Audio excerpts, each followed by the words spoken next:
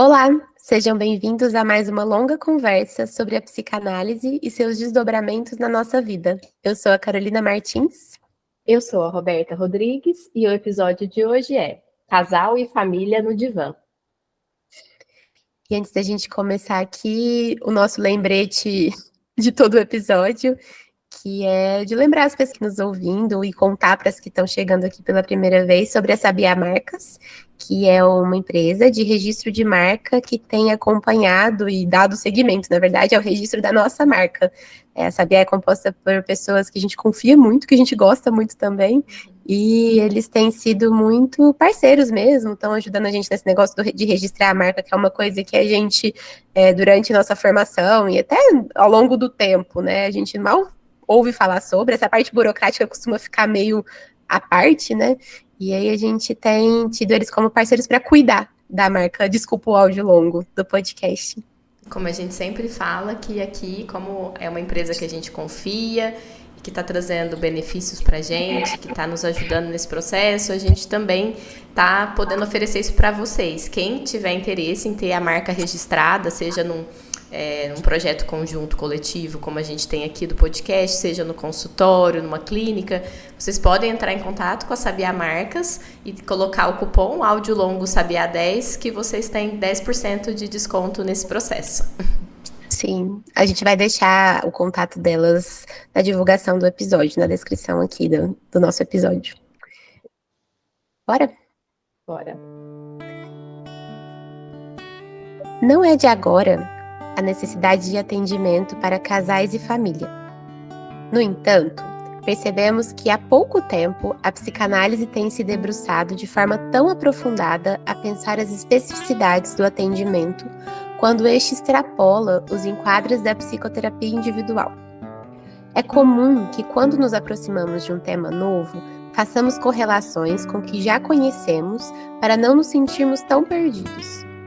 Então, podemos muitas vezes tentar relacionar as características do setting individual com as do atendimento de casais e família, não mergulhando no que é necessário pensar quando se está diante de uma demanda inteiramente nova, mais ampla e complexa. E esse é hoje o nosso objetivo: entender como se dá o atendimento psicanalítico quando o casal ou a família precisa desse cuidado. Como ampliar o divã para caber todos os integrantes? O que se mantém do nosso trabalho clássico e o que se atualiza? Quais as principais demandas que chegam ao consultório de quem atende casal e família? A demanda aumentou ao longo do tempo? Com o que o analista precisa estar atento para não cair em atuações e fazer conluios?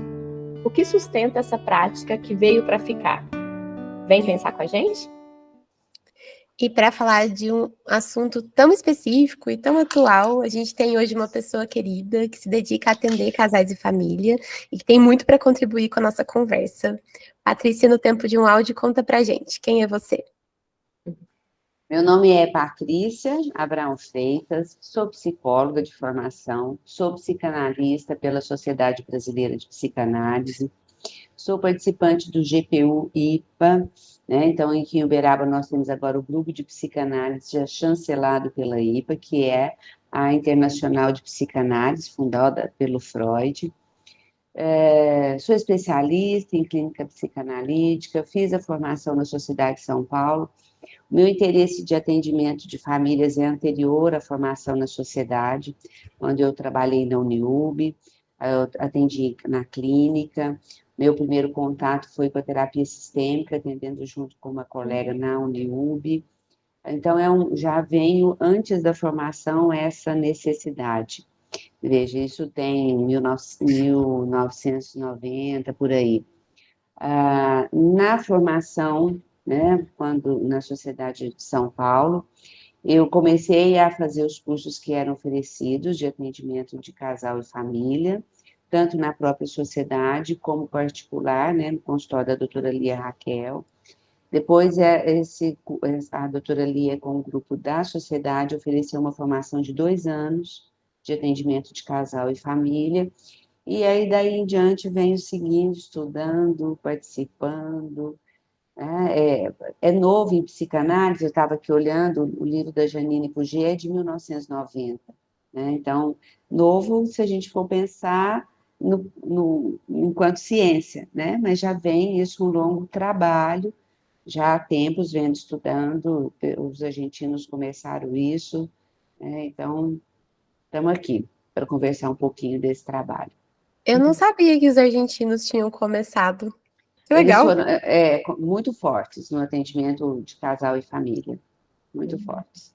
Tem outros, né, também, e aí outros autores, mas eles foram bastante fortes nisso. Você E falou ainda uma são. coisa, Patrícia, que eu já ouvi outras pessoas falando.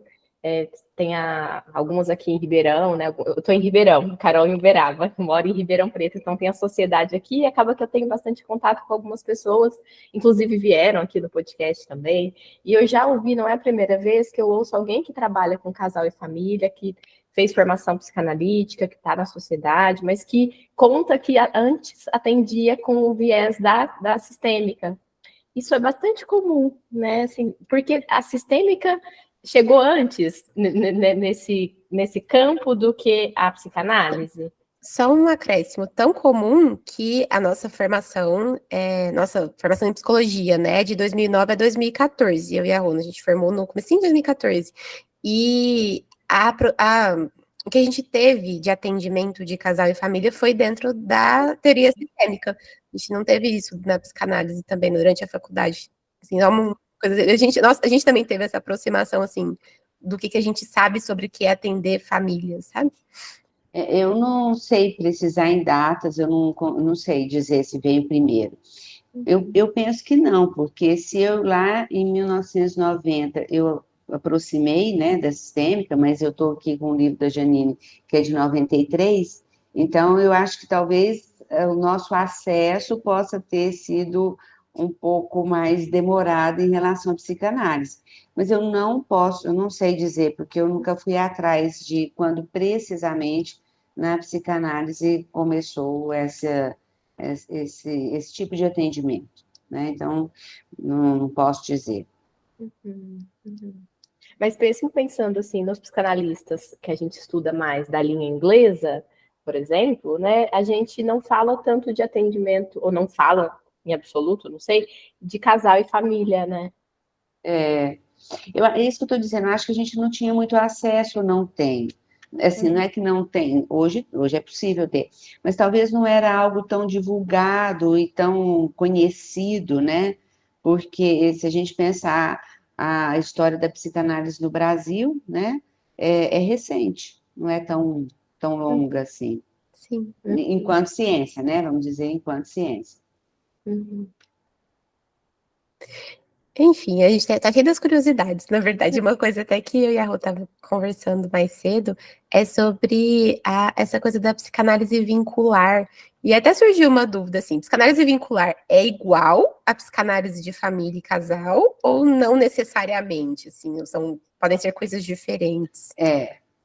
Pode ter algumas linhas diferentes, mas o que eu trabalho é com a psicanálise vincular, é o vínculo entre o casal, é o vínculo entre aquela família.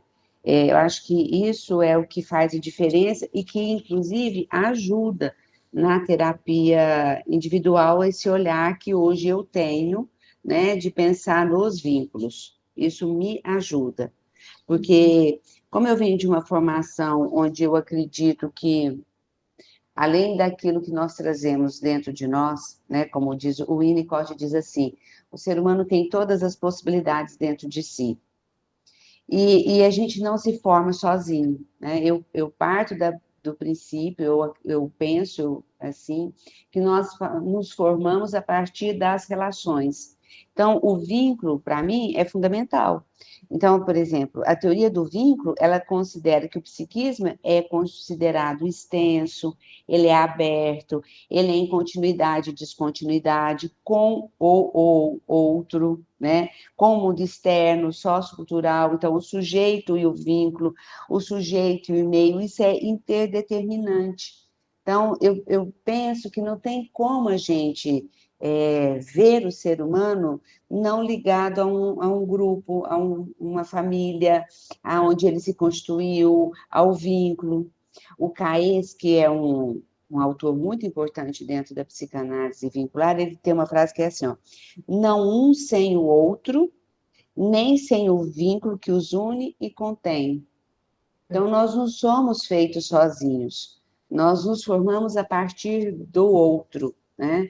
O Sartre já dizia isso, quando ele dizia, né, que os olhos do outro, né, que são o inferno, né, nessas palavras, mas é porque a gente se vê através do outro. Então, eu penso, e é assim que eu trabalho, que é a partir do vínculo. E isso inclui várias outras questões, né? Por exemplo, quando eu trabalho na terapia individual, e eu trabalho com as relações de objeto, eu trabalho pensando psiquicamente naquele indivíduo, né?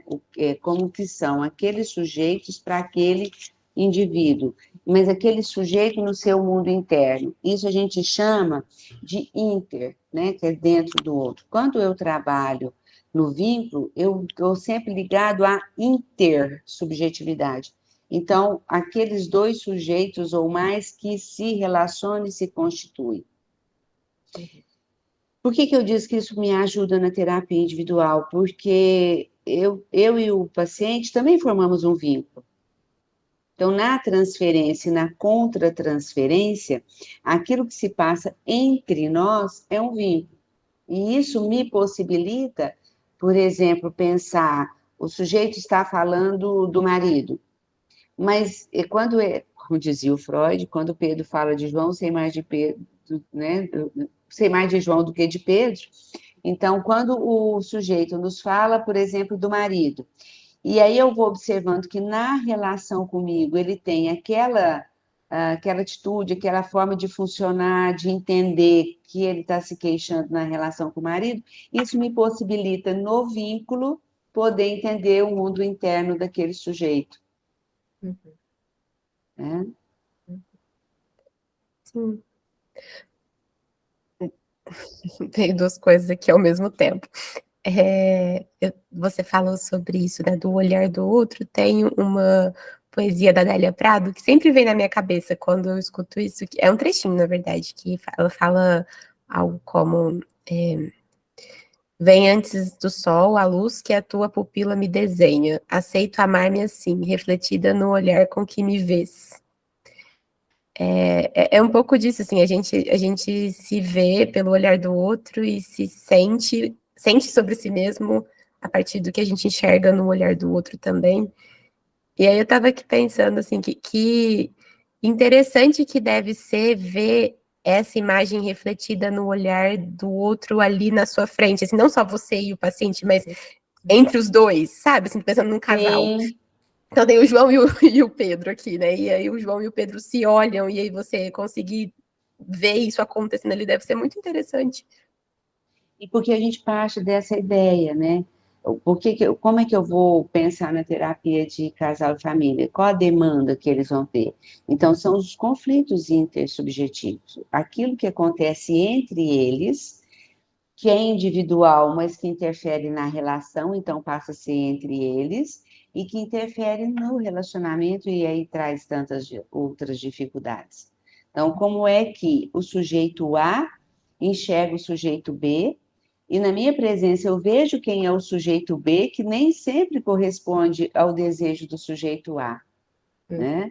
E é aí que é a conflitiva do casal e que a gente vai trabalhar, por exemplo. A mesma coisa com a família. Como é que aquele filho, como é que a mãe ou o pai vê aquele filho e quem é aquele filho? Que às vezes não atende os desejos narcísicos, as ambições daqueles pais. E é nessa conflitiva, nesse conflito que nós vamos poder interferir e trabalhar.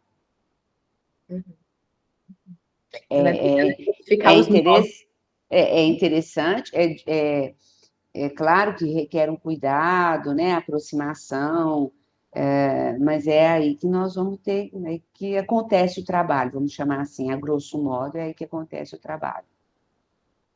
Tem lembrei disso dos nós, né? Porque tem alguma frase, eu não lembro agora exatamente, que fala muito disso, assim, da gente aprender a fazer laço e não nó, E eu fico pensando, né, quando a gente vai ver os laços, a gente vê muitos nós. Exato, exato, exatamente. Muitos nós. E esses nós são dados por aquilo que é de cada um, né? Então, aquilo que é intrasubjetivo está interferindo naquilo que é intersubjetivo.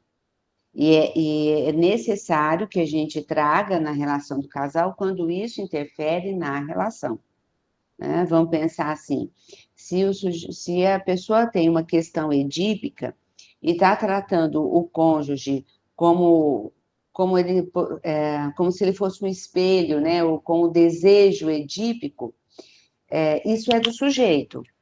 Só que eu preciso, com todo cuidado, trazer para a relação, porque isso está interferindo na relação. E é tão interessante que muitas vezes a terapia de casal lida, apesar de não ser individual, trabalha e favorece o indivíduo sozinho, né? E o indivíduo na relação. Não é que exclui a necessidade, às vezes, é necessário a indicação de uma terapia individual, mas é muito interessante como muitos conflitos são elaborados em função daquela conflitiva do casal. O conflito individual poder ser trabalhado na relação e elaborado também para o sujeito. E como que você vê isso, Patrícia? Eu fico pensando assim, em termos de vínculo e de transferência, né? Que quando você está atendendo um casal, eu não atendo, então eu fico assim, o máximo que eu me aproximo disso é quando eu atendo pais em relação às crianças que eu estou atendendo, né? As orientações de pais. E às vezes eu me vejo tendo que resistir a uma tendência, talvez ali da dupla, de querer um puxar para que eu fique de um lado ou fique do outro. Aí eu fico pensando como apontar, né, essas questões que são tão delicadas, que está indo ali uma dupla, um casal, você está vendo que alguma questão individual de um ou de outro está interferindo, né, que é mais do intra, mas que está interferindo no inter. Como apontar isso sem que isso atrapalhe a transferência com o casal, né? Tá. Eu sempre brinco com eles assim, eu não sou de nenhum partido, né?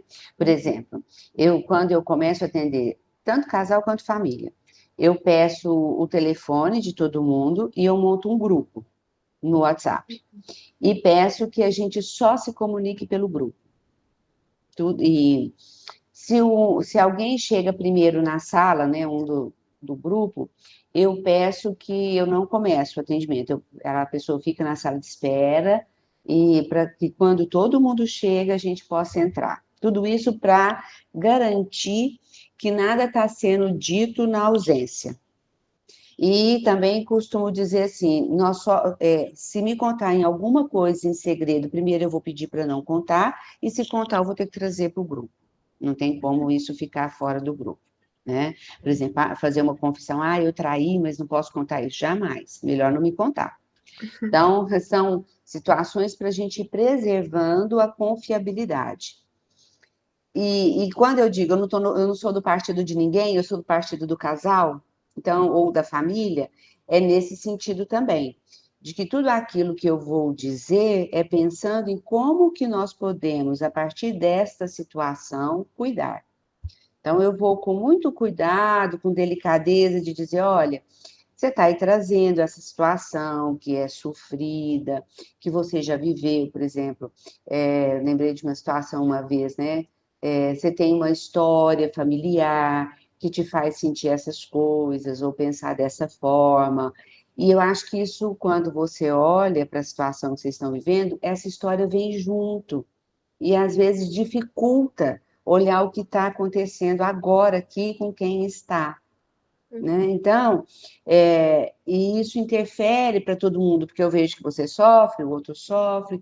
Então, eu tento trazer de uma forma não acusatória, como na análise mesmo, né? É algo que ali é uma hipótese, eu sempre coloco, olha, me parece, me sugere, não estou afirmando, o que que vocês acham disso? Porque isso favorece a pessoa não se sentir acusada. Porque eu acho que vai ficar esse sentimento se ela se sentir acusada. Sim. Acho né? que fazer isso é quase ser um espelho também de como que eles podem tentar conversar de um jeito menos acusatório também. Isso. Que é uma questão que muitas vezes eu vejo na relação, uma dificuldade na comunicação. O que A fala não é o que B escuta, né?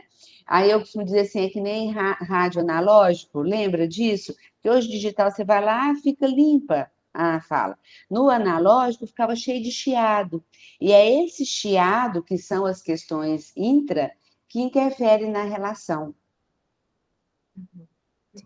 Isso me fez lembrar aqui de uma situação, até acho que é até uma dúvida também, assim. Hum. A gente tá te bombardeando, né, Patrícia? De pergunta. Não pode bombardear, eu espero estar dando conta de responder. O que eu não souber, eu vou dizer, olha, eu não sei, depois a gente pode pesquisar e nós vamos atrás. Como essa questão histórica, eu vou pesquisar e depois eu mando para vocês. É que é interessante também, assim, de saber. Eu acho que nos gera interesse tanto enquanto pessoas que trabalham com psicanálise, que tem gente ali, né, na clínica sempre, como quanto seres humanos que se relacionam, né? Isso mudou muito o meu atendimento, por exemplo, de criança. Hoje eu não atendo criança sem avaliar a família, de jeito nenhum. Eu recebo os pais, faço uma hora de jogo, um primeiro contato com a criança, ou mais de um contato, e depois eu faço contato, algumas sessões com a família, porque eu avalio a família, e isso também ajuda muito os pais a entenderem o atendimento, entenderem a função, entenderem como acontece, e ajuda a vincular a família no atendimento da criança e manter, porque é muito comum, é frustrante, né? Como os pais ficavam de fora e não entendiam, tira a criança. E fazer todo esse trabalho antes ajuda na permanência da criança no trabalho, quando a indicação é realmente da criança, que nem sempre é. Sim, e acho que essa é a questão, assim, eu ouvi de uma pessoa conhecida que ela tem uma namorada e o pré-requisito foi que as duas fizessem terapia, porque senão não ia dar certo, sabe assim, cada uma faz a sua terapia lá. E que Uhum. elas definiram isso porque elas precisam aprender a conversar, aprender a comunicar. E aí, isso que ficou na minha cabeça assim, né? É claro que não vai ter quando fazer isso, quando fazer aquilo, mas o que ajuda a gente a tomar esse tipo de decisão? Se a questão é cada um fazer a sua individual mesmo, ou é fazer junto, sabe? Então, Essa orientação talvez. profissional que deu, é isso? Para essa pessoa. Não, elas que chegaram nessa Elas conclusão que por chegaram. conta própria, Não, eu tinha sabe? entendido que era uma profissional que tinha dito. Não, não. Então, nós vamos escolher, né, vamos dizer assim, qual a prioridade, uma terapia individual ou casal ou família, quando a gente observar que tem uma conflitiva no fim e que precisa de uma reflexão, precisa de um pensar, precisa de uma evolução no vínculo. Então, quando o individual está interferindo muito no vínculo, né? Sei lá, quando uma das pessoas tem um funcionamento predominantemente psicótico, claro que isso vai interferir muito no vínculo. Então, talvez a gente precise ajudar a ter a terapia individual para poder resolver essas questões que são intra, mas isso interfere muito no vínculo. Então, se há, se há um sofrimento vincular grande e que a gente observa que isso ali, de fato, precisa ser resolvido, até para que a pessoa possa se dar conta das suas próprias questões intra, né? E ir sozinha para uma análise também. Então, a gente vai, quer dizer, qual é a demanda, né? A mudança na configuração do vínculo, um vínculo, eu até listei aqui de coabitação, que são trocas cotidianas das tarefas, sabe assim, tá pegando, eu chamo isso de pegar pelo em ovo, fica brigando por coisas muito pequenas, então tem alguma coisa além que não é aquilo que que parece tão pequena, aquelas brigas constantes, que se você olha assim, gente, não tem condição de estar brigando por isso. Então, tem algo a mais. Então, esse algo a mais precisa. Quando tem uma confusão das funções parentais na questão da família, quando tem um conflito entre pais e filhos, quando tem uma questão no casal de confiança, de traição, de muitos ciúmes, quando tem traumas, né? A perda de um filho, a perda de um da família, né? Pode ser um pai, vem a família toda. Quando tem uma dificuldade no vínculo em si, na capacidade de ligar-se, de unir, né? Em questões afetiva, conflitos morais, de diferenças, né? Éticas muito grandes. Hoje em dia a gente vê a questão da globalização, né? Então todo mundo é muito exposto, então tem uma dificuldade de construir-se enquanto um casal, ter um pensamento próprio, quando tem uma dificuldade na tolerância à frustração muito grande e que reflete na relação, no vínculo. Uma não exclui a outra, mas como às vezes a gente precisa priorizar, infelizmente não dá para fazer tudo, né? Não dá para fazer terapia individual, mais a terapia do casal, da família. Então a gente tem que ver aquilo que é mais urgente, aquilo que está precisando ser atendido e acolhido mais rapidamente, para dar um suporte. Por exemplo, às vezes a criança tem dificuldades, mas aí você vê que aquela família não consegue lidar com a limitação da criança. Então, às vezes é necessário fazer o atendimento da família primeiro e talvez a criança tenha um atendimento depois, o posterior, né? Quando você diz o atendimento da família, Patrícia, aí está incluído a criança junto com os pais, a A sessão com criança todos. com todos, com todos. E como Eu são lembro, as sessões? é, se tiver, eu já atendi família que tem várias idades, né? Os pais, adolescentes e crianças. É muito interessante, porque se tiver criança, a gente traz material lúdico junto. Eu falava que essa criança era meu coterapeuta, porque acontecia situações, né? Tá lá brincando, né? Tá brincando, parece que tá brincando, aí de repente soltava a pérola, né? E eu dizia para a família, ó, meu coterapeuta entrou em ação, porque a criança é muito sensível, então às vezes ela revelava alguma coisa que estava acontecendo ali. E aí isso é um outro dado importante técnico, você não atende o indivíduo, você atende a família ou o casal. Então, aquilo que o bio chama de fato selecionado, aquilo que você pensa que é o material mais o latente, então você vai trabalhar isso também na família, né? Desta forma. Então, quando tem todo mundo junto, a gente tenta pensar qual é o assunto, o que de fato está acontecendo aqui. E isso nos favorece. Eu não falei isso. Eu atendi muito tempo na clínica do NIUB em psicoterapia de grupo. E Bion me ajudou muito, porque o Bion trabalhou com grupo, né?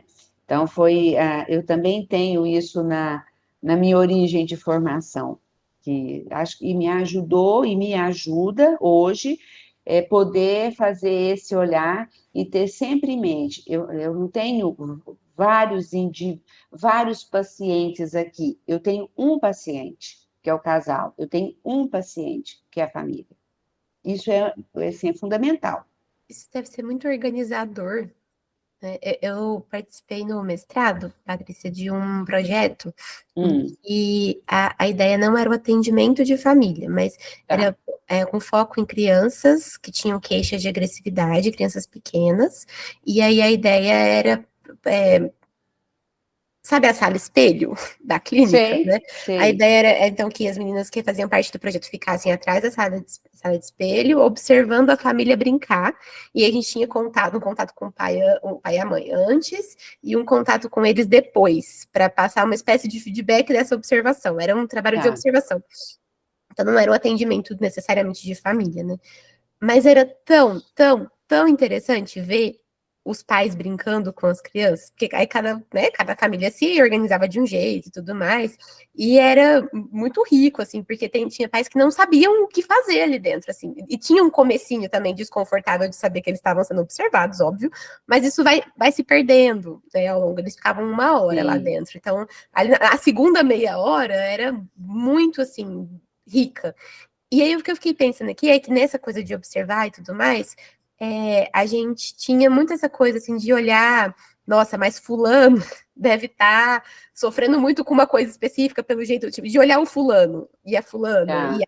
essa pequenininha. E aí Aham, você falou assim de olhar, não, o paciente é a família, o paciente é o casal, deve ser tão organizador, porque é muita letra que acontece, né? Porque você tem uma dinâmica, você observa a dinâmica.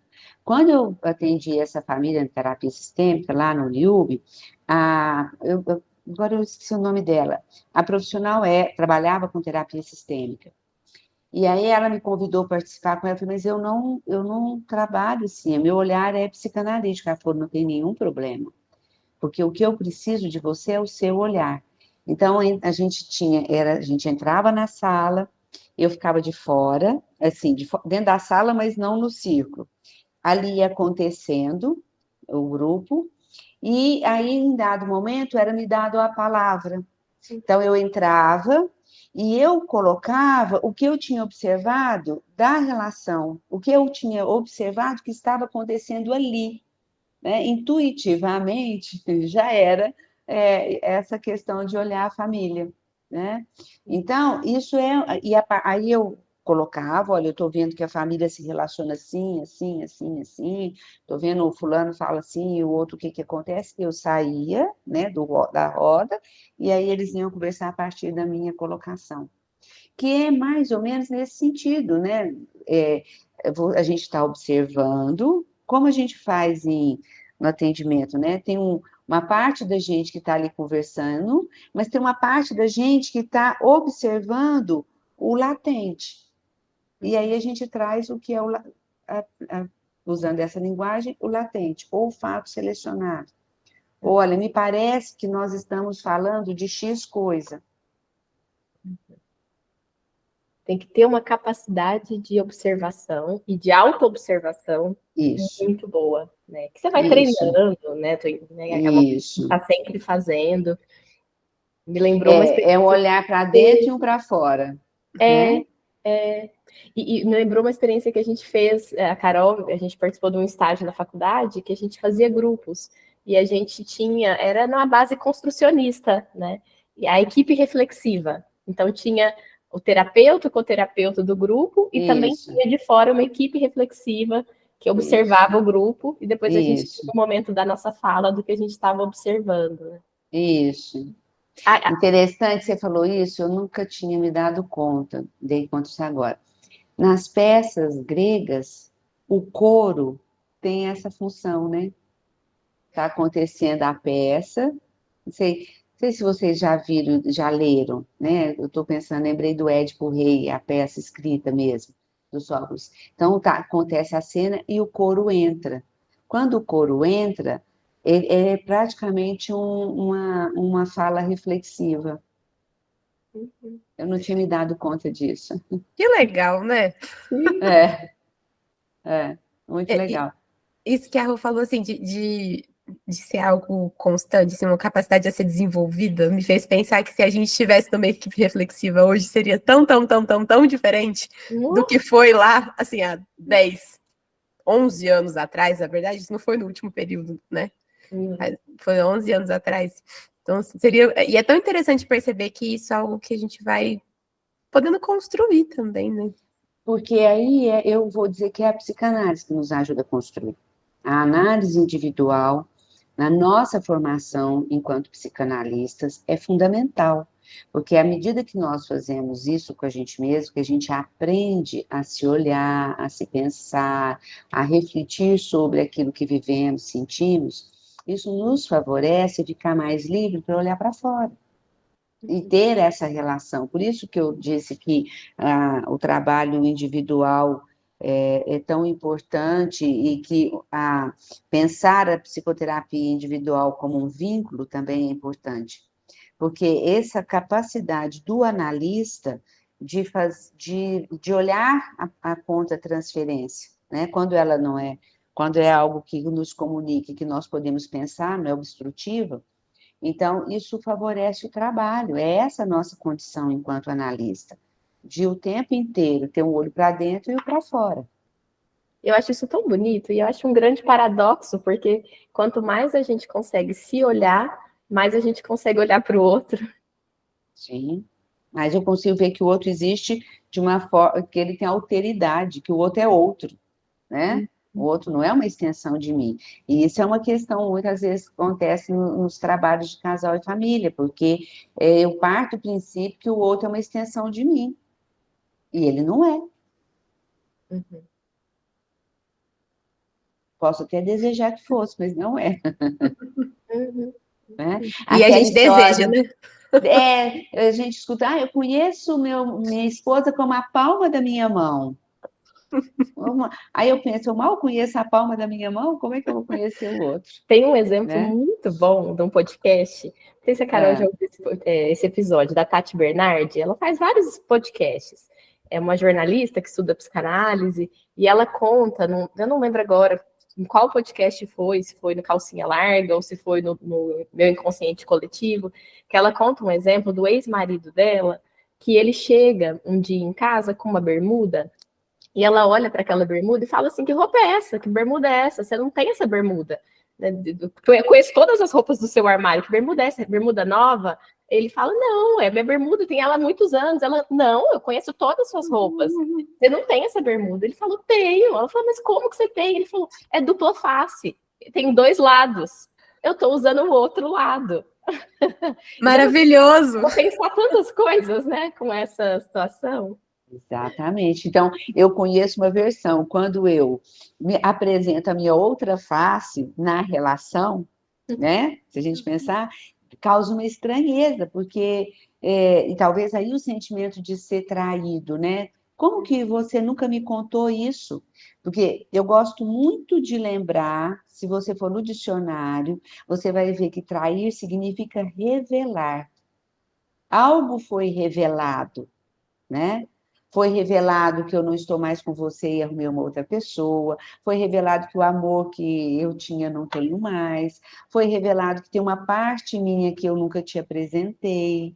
Então é isso, né? Quando eu revelo a outra face, às vezes causa uma estranheza enorme. E é só na convivência que isso pode ser revelado, né? A minha avó tinha um ditado que diz assim: para saber se o casal vai dar certo, precisa comer um saco de sal junto, né? Porque demora tanto, e aí eu vou ver que as particularidades do outro, que no enamoramento é normal que aconteça, né? Às vezes as idealizações, mas à medida que você convive, vai desidealizando. Se eu conseguir ver a pessoa real, aí é uma questão pessoal, né? Porque eu posso não tolerar ver que o outro é como ele é, e aí eu não dou conta de me relacionar, aí traz um problema conflitiva, né? E caberia um atendimento de casal. Mas se eu consigo lidar com essa situação, então eu vou ver a outra face, e que pode ser tão interessante ou mais do que aquela que inicialmente eu vi, né? Mas precisa tolerar o susto, né? Precisa tolerar tolerar que A a gente não decepção. sabe, tolerar o desconhecido, tolerar que eu não conheço o outro como a palma da minha mão, que eu posso ser surpreendida sempre, né? Sair do controle. E eu fiquei aqui pensando de que às vezes também é tolerar, inclusive, o fato de que o outro pode ter mostrado aquela bermuda em algum momento e eu que não vi. Também, Ou aquela também, face, no caso. e também. E não vi pelo desejo, pelas necessidades, enfim, por N outras situações, né? Sim. E acho que isso nem é só de casal, né? A minha mãe faz isso comigo. Agora menos, porque eu não moro mais com ela já faz muitos anos, mas eu É. morando com ela, eu aparecia com uma roupa. Que roupa é essa? Literalmente a mesma fala da Tati Bernardi. Que roupa é essa? Eu falei, mãe, você me deu essa blusa. E que nunca vi essa roupa na minha vida. E eu fico Tá. pensando assim, tanto que isso deve ser difícil na família, nessas relações com pai e mãe. Principalmente é isso, porque a passagem, né, dos filhos para a adolescência e para a vida adulta é uma mudança muito grande. Precisa de uma adaptação, de uma readaptação familiar. Uma coisa é você ter um bebê, uma coisa é você ter um filho de 7 anos, outra coisa é ter um de 12, outro de 15, né? Eu lembro do meu analista, né, quando eu estava fazendo formação, ele dizia muito assim: o sinal que os filhos se tornaram adultos é quando eles têm os problemas deles, eles resolvem os próprios problemas e contam ou não para os pais. Quando contam, é quando já está resolvido. Então, para isso, os pais têm que dar conta de, por exemplo, ser excluído. É a revivência edípica, né? Então, às vezes, o que dificulta é que aí os pais são invasivos, entram lá, ou aquele filho que não dá conta de viver a situação de adulto, então está sempre recorrendo aos pais. Então, você veja, é essa surpresa de que o outro mudou, que o outro evoluiu, e não é mais como eu desejo ou como era antes. Então, é o tempo inteiro na nossa vida, uma mudança, né? Nada é permanente, só a morte. Lidar conta da impermanência é um trabalho difícil para todos nós. Por isso que a gente quer o controle. Por isso que tem o toque, por exemplo. Eu tenho a fantasia que se eu, sei lá, bater 3 vezes na mesa, nada vai acontecer, porque a impermanência me assusta. Isso me faz pensar que, inclusive, atender casal e família, eu acho que a gente reluta porque a gente tem medo de tudo isso, né? De alguma forma, quando a gente atende uma pessoa, é como se a gente pudesse ficar olhando só para aquele lado, né? Ainda que a gente vai tentar, que às vezes a gente não faz, mas a gente pode tentar trazer, né, o intersubjetivo, não só o intra, mas eu acho que é um medo nosso também, do analista, de ter que dar conta de todos esses fatores, de todos esses elementos, e tolerar. Sim, e E tolerar. lembrei daquele poema do Drummond, da verdade, da porta da verdade, que você quer abrir a porta da verdade lá e ver qual é a verdade. Mas tem muitas pessoas ali da família, o casal, você tem que tolerar, né? Que você não sabe, você tolerar os conflitos acontecendo ali na sua frente, você... Isso. Às vezes, o que você tem para dizer é apontar o conflito e não resolver o conflito, né? Exatamente. Conter, né? Você falou isso, me lembrei, quando eu estava fazendo psicologia, no atendimento que eu fui fazer de pais, né, para que eu estava fazendo psicodiagnóstico, o casal brigou na minha frente. E brigou feio. E na minha inexperiência, eu não sabia como conduzir, né? Eu lembro da minha supervisora, na época, dizer assim, não pode deixar isso acontecer. Quando começar, interrompe logo. Porque a mulher, hoje eu posso olhar para trás e entender. A esposa aproveitou que estava dentro da clínica, aproveitou a minha presença para poder dizer as coisas que a desagradavam em relação ao marido, que não cabia ali no atendimento. Então, você me lembrou disso porque isso é algo técnico que a gente precisa fazer no atendimento de família e casal. Não permitir, né, o desrespeito, a briga nesse sentido, né, desrespeitosa. Eu sempre digo para o casal uma frase do Tancredo Neves, quando perguntaram a ele como é que ele dava bem com todo mundo politicamente, né? Dizem que ele respondeu assim: as ideias brigam, os homens não. E isso eu acho assim lindo, porque é verdade, nós podemos pensar diferente, nós podemos discordar nas ideias, mas nós não precisamos brigar entre nós. Então a gente precisa conter. Isso é fundamental. A gente dá conta de dizer, olha, aqui não é um lugar que a gente vá se desrespeitar. Fique pensando que se a gente tem dimensão de o que esse poema que a Aula falou, no final o que ele conta é que a verdade estilhaça, né? Assim, a gente tem pedacinhos de verdade. Se a gente tem dimensão Também. de que cada um tá trazendo um pedacinho de verdade, mas não a verdade inteira, assim, fica mais fácil não desrespeitar tanto o outro, né? Não se sentir tão atacado também. Isso, não tem uma verdade única, né?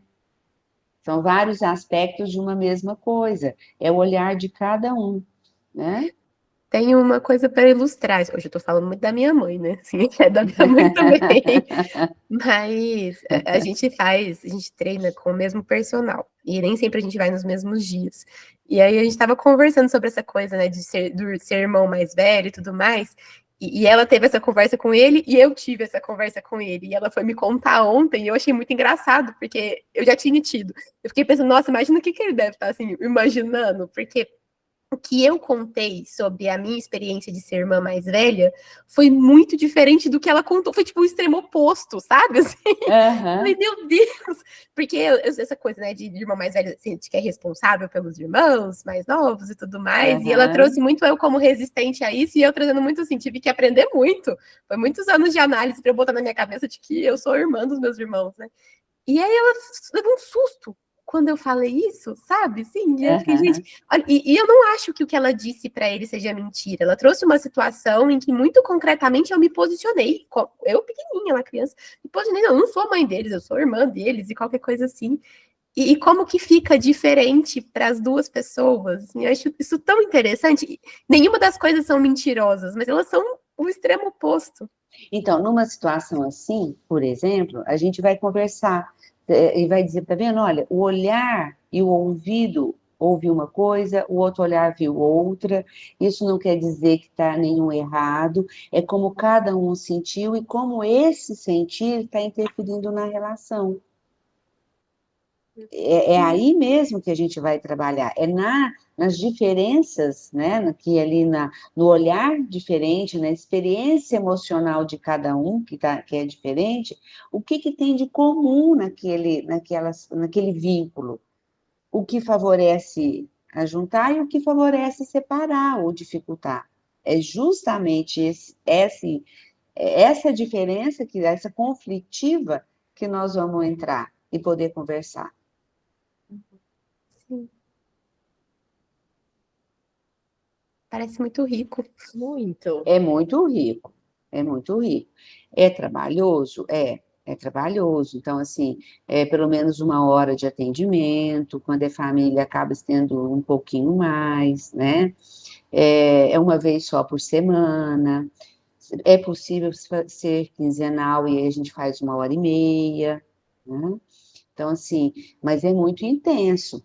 Mas se o analista não perde o foco, acho que isso é importante, que a gente está ali, que aquela dupla, aquela família é o paciente, e eu vou dizer o que faz parte do paciente, e não de cada um, né? E fazer essa observação, isso nos favorece. Claro que tem toda uma teoria em cima disso, né, gente? Teoria dos vínculos, tem toda uma teoria que fundamenta o entendimento ali da situação vincular. Isso também é importante. Tem estudos específicos sobre os vínculos e família. Eu achei muito interessante que você colocou, inclusive, dessa supervisão, né, que te orienta. Então, tem uma técnica própria. Não é você chamar a família para conversar e você não saber o que você pode fazer, o que não pode. Isso, não, tem uma técnica. Eu pensei também uma questão assim, para te perguntar. Nesse caso, normalmente eles vêm com uma queixa mais assim definida, uma demanda. Acho que a gente sempre vai, né? A gente sempre chega com uma queixa. Chega uma demanda. E aí, nesse caso, pensando em alta, pensando em plano de atendimento, assim, no sentido de é um atendimento que você sente que vai mais rápido, tem uma alta, tem um momento que isso se encerra. Tem, não posso dizer que vai mais rápido, né? Em relação à análise individual, talvez sim, mais rápido, né? Se eu penso que o objetivo é favorecer a reflexão, o pensar sobre do vínculo, e à medida que a gente vai observando que o casal, e eles trazem, né? Que o casal vai, ou a família vem trazendo momentos onde eles tiveram uma situação de conflito, e entre eles conseguiram conversar, e entre eles resolver, então você vai observando que há um caminho de que eles estão podendo fazer entre eles o que é feito na análise, né? Porque os problemas não vão acabar, são 2 pessoas, uma família convivendo, mas à medida que eles passam a conversar sobre e dão conta de resolver o conflito que tem entre eles, e se dar conta do que é de cada um e resolver aquilo que é deles, então eu vou dizer que tem uma alta. Aí eles estão conseguindo fazer o que você estava dizendo, né? Do filho adulto que vai te contar resolver o problema. Isso. Eu tenho um casal que eu venho atendendo já há mais tempo e eles começaram a fazer o movimento de conversar, de resolver, aí chega e conta como foi, falam da dificuldade. E esses dias foi interessante que houve uma situação e deram conta de conversar e resolver, mas uma das pessoas do casal ficou muito decepcionada, como se tivesse assim regredido tudo, porque o outro não, no primeiro momento já não deu conta. E eu lembro que eu conversei nesse sentido. O nosso desenvolvimento não é retilíneo, ele é espiral, né? Porque aí a exigência dessa pessoa de que então eles têm que dar conta de resolver tudo imediatamente, impediu de ver que a gente às vezes dá um passo para trás para dar dois para frente, né? Às vezes a gente regride por N motivos e depois a gente consegue evoluir de novo. Então, é esse espiral que a gente vai observando. Tem uma alta, mas os conflitos não vão acabar, são duas pessoas ou uma família inteira convivendo. A questão é, talvez a gente pudesse pensar algo nesse sentido, do próprio casal ou da família estar dando conta de resolver os conflitos que vão existir sempre. Ter Sim. a maturidade nesse sentido, né? De olhar para si, olhar na relação e se posicionar e resolverem. Fico pensando muito, assim, a gente vive falando isso aqui, né, do privilégio que é ser psicóloga, trabalhar com psicanálise, porque isso exige que a gente vá lá fazer nossas análises, né, e também a dor de fazer, mas eu estou aqui pensando, enquanto eu estou te ouvindo, o privilégio, né, de poder também uma família ter um atendimento, o privilégio de um casal poder ter um atendimento. Pensando aqui nas situações de vida que eu já tive, de conflitos, casal, enquanto família, que eu fiquei pensando aqui, gente, que privilégio poder também ter essa ajuda. Sim, sim, claro, né? Vamos pensar assim, às vezes a questão é narcísica, né? Tem aí um ideal de como que aquele casal tem que ser. Isso é de cada um, mas isso é do vínculo. À medida que nós podemos trabalhar, que eu não preciso, gosto da frase do Shakespeare, que o Shakespeare diz assim, uma frase dele, nem em sonhos somos o que gostaríamos de ser.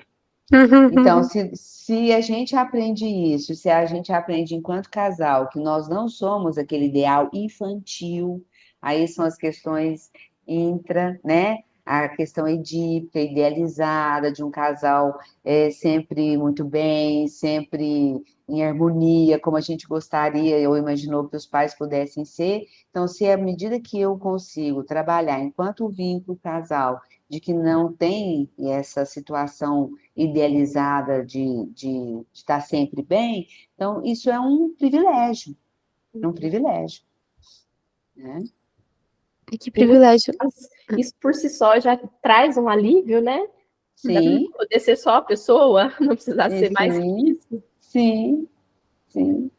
Que privilégio que deve ser também poder ver isso acontecer ali, porque a minha primeira sensação, pensando, imaginando o casal e a família dentro da sala, do consultório, é de que, assim, meu Deus, eu teria que cobrar muito mais caro, porque ia me dar muito mais caro, ia ser muito difícil, uma coisa assim.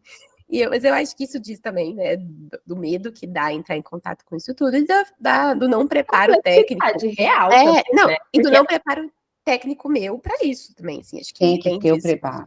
Tem que ter Mas o preparo. a sensação que eu tô aqui agora não é que diminuiu a complexidade, não. Acho que ela aumentou, para ser sincera.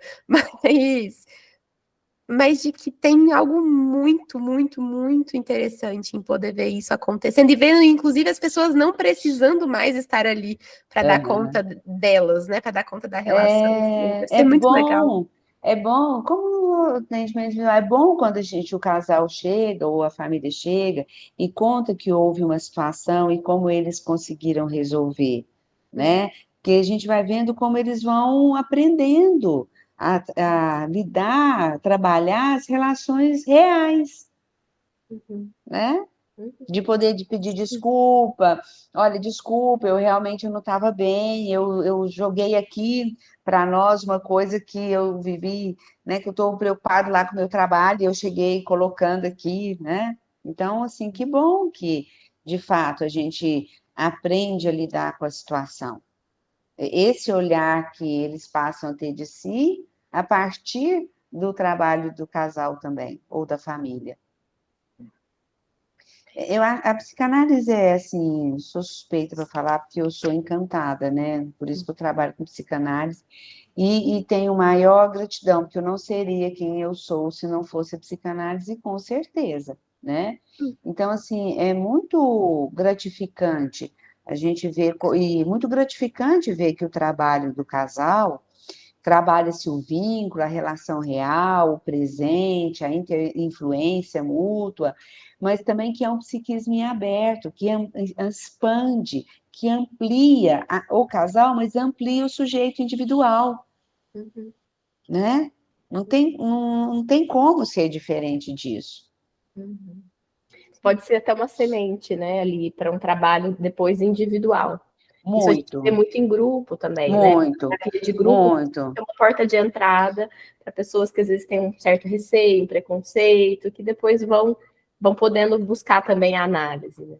Né? Na Uniub, quando eu trabalhei, a Uniub foi uma escola muito boa para mim, né? Nesse sentido também, que eu tinha um grupo de orientação de pais, de diferentes idades, e o casal, e a gente conversava em grupo. Eu já tinha esse olhar, né? Das angústias individuais que interferia na relação com os filhos. E eu tentava um trabalho de orientação sem ser analítico, psicanalítico, mas o meu olhar sempre foi psicanalítico. Aí, uma vez eu fiz um trabalho para apresentar num evento, num congresso, e o trabalho foi nesse sentido. Eu fiz um levantamento dentro da clínica de qual o destino daqueles pais dentro da clínica.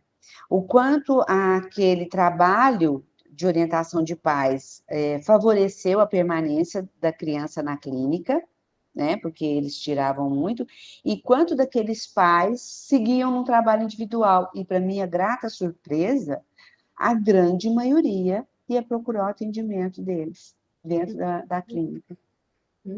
E a permanência também da criança, né? Ficava.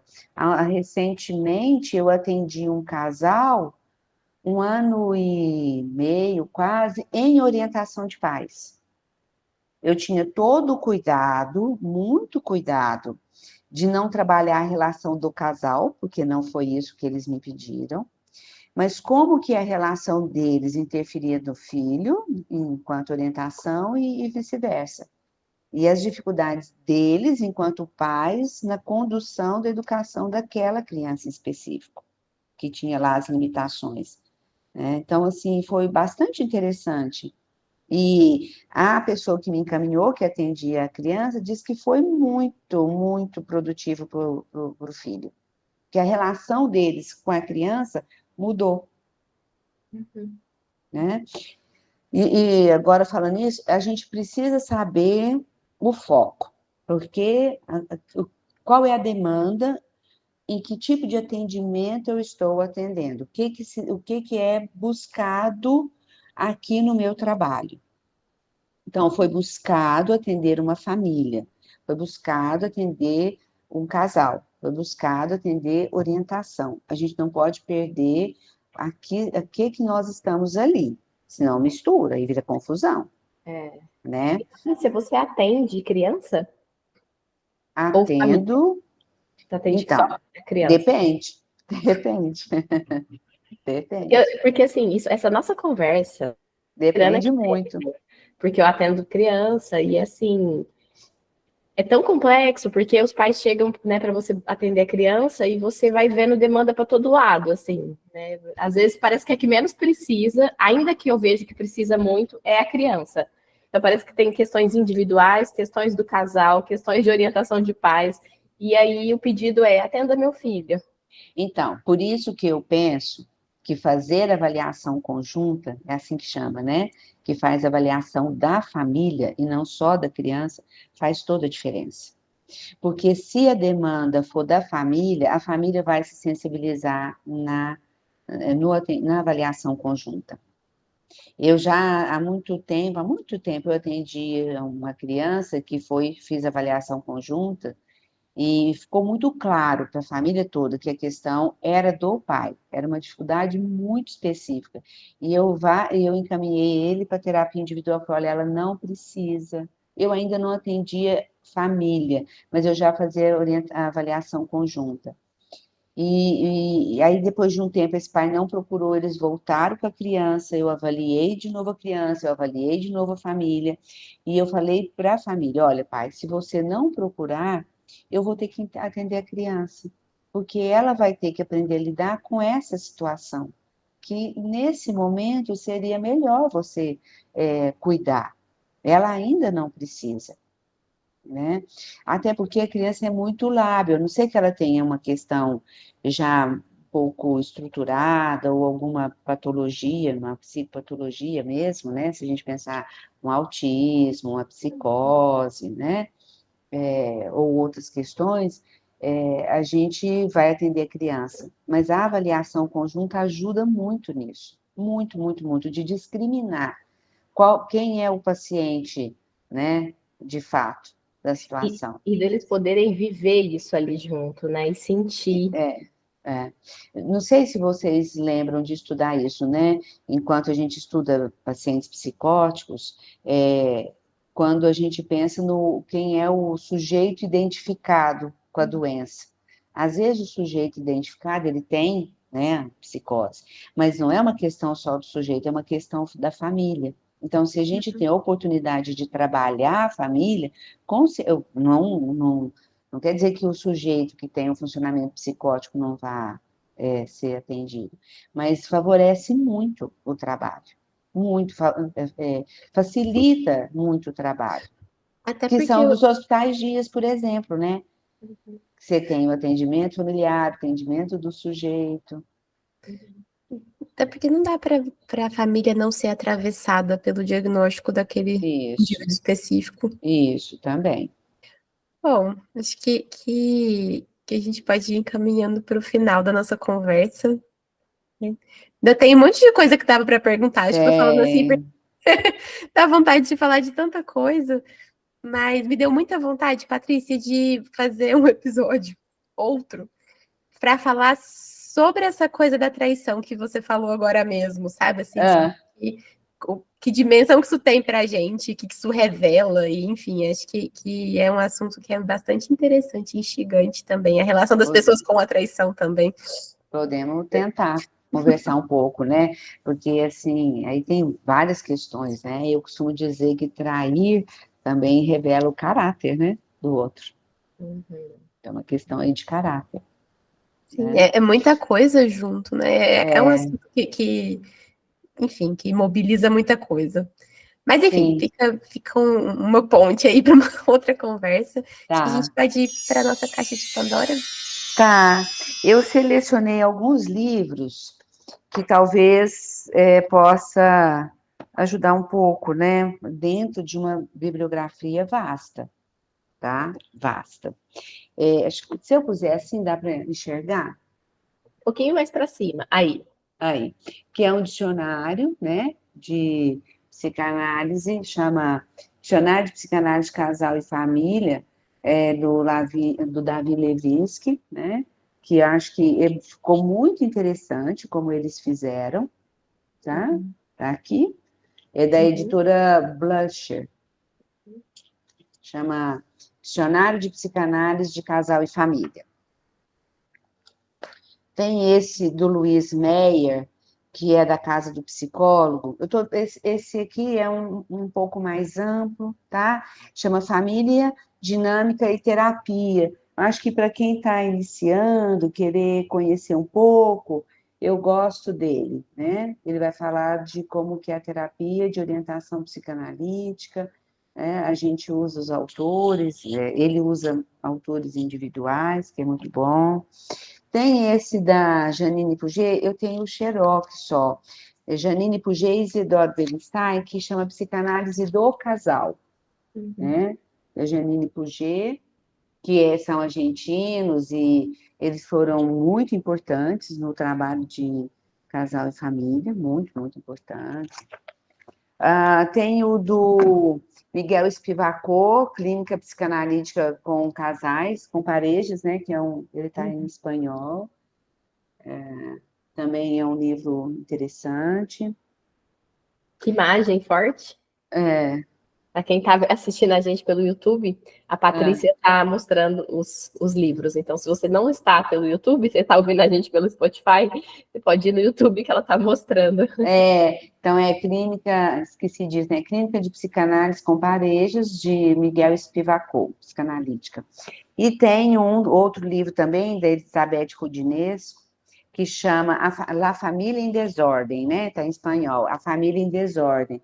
Também bastante interessante, né? Da Rudinez. E tem, assim, aí tem uma infinidade. Por exemplo, no Jornal de Psicanálise, esse é de 2007. A Família em Desordem, tem o Alberto Eiger, que também é um outro analista, muito importante dentro da psicanálise, né, de família e casal. Tem uma revista, talvez, isso dá para pedir na Sociedade Brasileira de Psicanálise de São Paulo, né, só falar. É o volume 40 de 2007, número 72. Como assim, Patrícia? Você pode pedir na sociedade, comprar avulsos, no Jornal de Psicanálise. Eu tenho que falar isso. Se isso, quiser comprar como é que o trabalho, é isso? Se eu quiser comprar a revista, eu não sei, esse de 2000, eu acho que eles conseguem, sim. Você pode ligar na Sociedade de Psicanálise e pedir o número, ou depois eu posso procurar aqui e falar para vocês como é que encontra. Tem essa revista de psicanálise de 2007, Revista Brasileira de Psicanálise, o volume 51, número 2, 2007, que é só sobre família, são artigos, textos, só sobre família, né? Você pode assinar a revista, mas você pode pedir individual também. Se depois vocês quiserem, para vocês colocarem no podcast, eu posso olhar número direitinho de telefone e passar para vocês fazerem aqui assinaturas avulsas, tem como. Então, assim, tem uma bibliografia muito vasta. Tem um livro do Caes, que eu estava lendo ali eu estou estudando sobre transgeracionalidade, que é uma coisa também que interfere tanto no individual quanto de família, então tem um livro do Caes só sobre isso. Então, assim, a bibliografia é muito extensa, né? Tem muita gente estudando sobre. Aí outro tema que a gente queria gravar também, sobre transgeracionalidade. Sim, dá para falar de tanta coisa, né? A Muito. gente pode passar essa bibliografia para os nossos apoiadores do Catarse. A gente manda uma newsletter semanal, né? Para quem apoia a gente pelo Catarse. O Catarse é um projeto de financiamento coletivo. E aí, eu acho que seria legal passar para eles, assim, a listinha da bibliografia para aprofundar no estudo, assim. Tá. Me veio isso aqui. Tá. Agora, eu sugiro que quem tem interesse, que faça uma formação mesmo, ir para grupos, estudar, né, pegar histórico, começar isso do início, porque é um trabalho específico dentro da psicanálise, né? É uma formação específica. Acho que te ouvir, Patrícia, me deu muito essa sensação mesmo, assim, que é específico, que é especializado, que é sério. Tem uma técnica própria.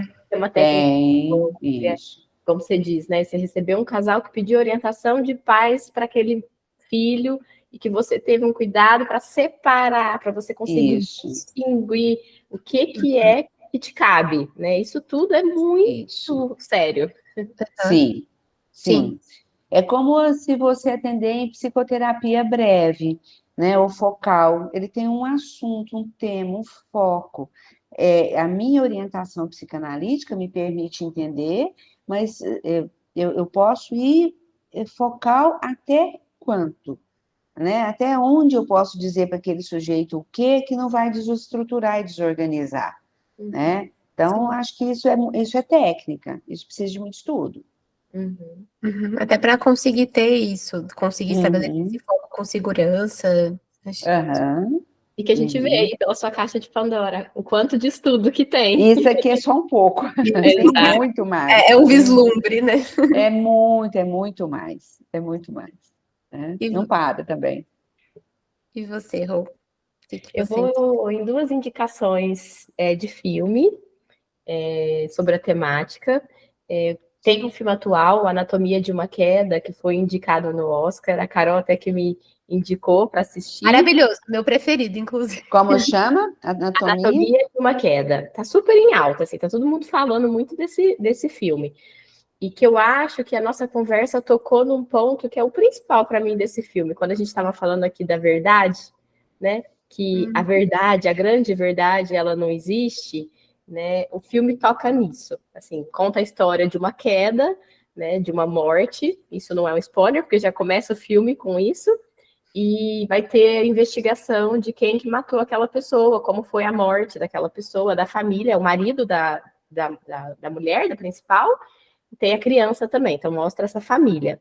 E aí a gente vai ali acompanhando o julgamento, mas para além da gente acompanhar o julgamento, desses filmes de julgamento, que tem tantos, né, já aí, a questão, o foco não é o julgamento, o foco é a gente começa a ver o casal, a gente começa a ver essa família, a dinâmica que esse casal tava, de um jeito muito sutil, brilhante, assim, para deixar a gente pensando, para deixar a gente construir os nossos pensamentos, né? Não existe, então é isso, o fato final do filme, né?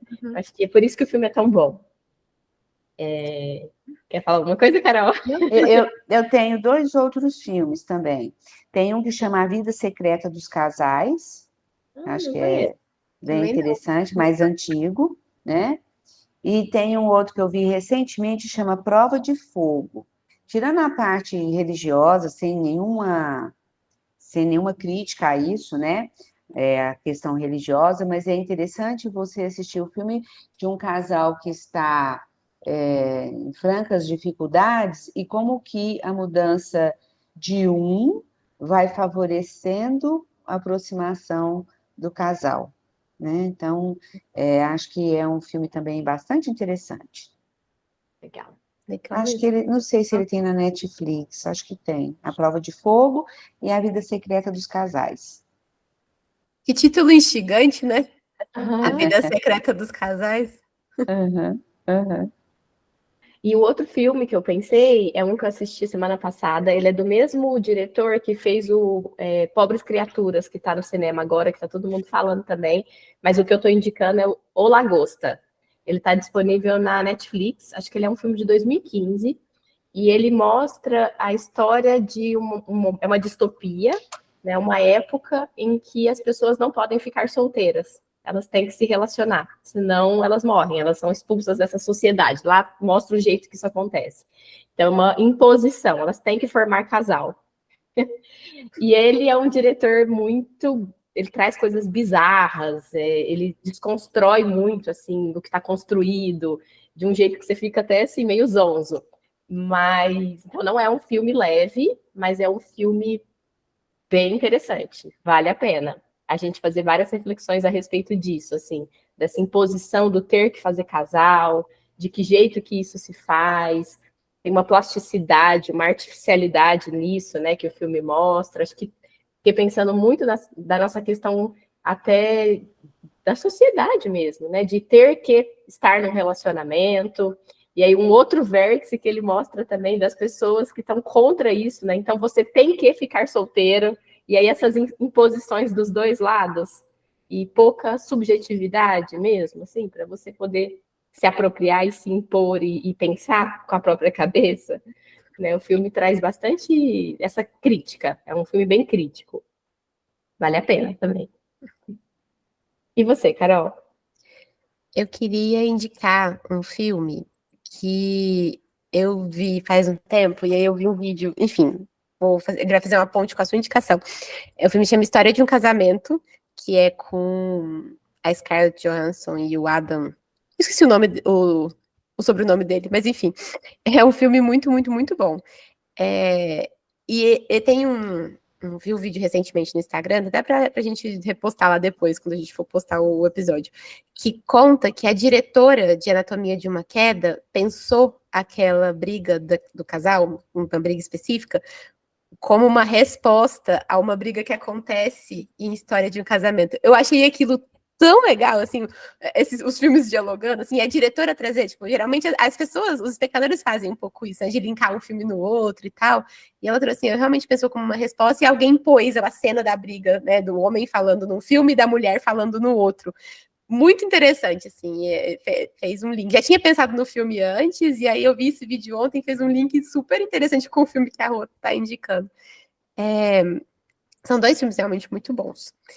E eu queria indicar um outro filme também, que chama Extraordinário, que é um filme que conta a história de um menininho que tem uma deficiência, e a dinâmica da família é muito interessante, assim, o jeito como eles vão se relacionando com aquilo, da mãe, do pai, da irmã, do irmão, eles entre si, eles com o menino, é muito, muito rico, assim, a história do filme, que é um livro também.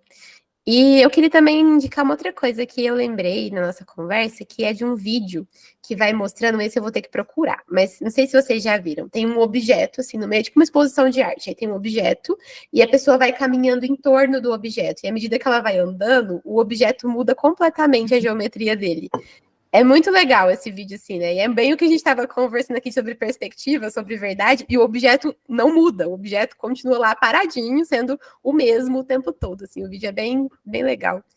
Acho que ilustra um pouco disso que a gente estava conversando.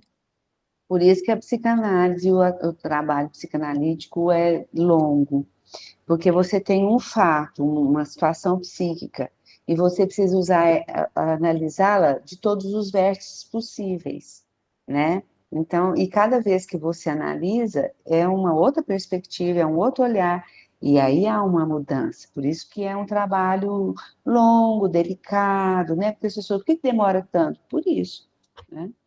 A gente não é simplista enquanto ser humano. Não. E eu acho que esse episódio também conseguiu fazer isso, assim, mostrar a complexidade, não só do seu trabalho com o casal e com a família, mas com a psicanálise num todo, né? Te agradeço muito, Patrícia. Foi muito inspirador, tá? Foi muito inspirador para mim mesmo. Deu vontade de estudar aqui. Sim, plantou sementinha, assim, isso é muito bom quando a gente sente isso. Muito obrigada, de verdade. Fico feliz, né? Espero, assim, tem muito mais para ser conversado, obviamente, mas de ter despertado o interesse, a curiosidade, a responsabilidade disso, já estou, assim, satisfeita.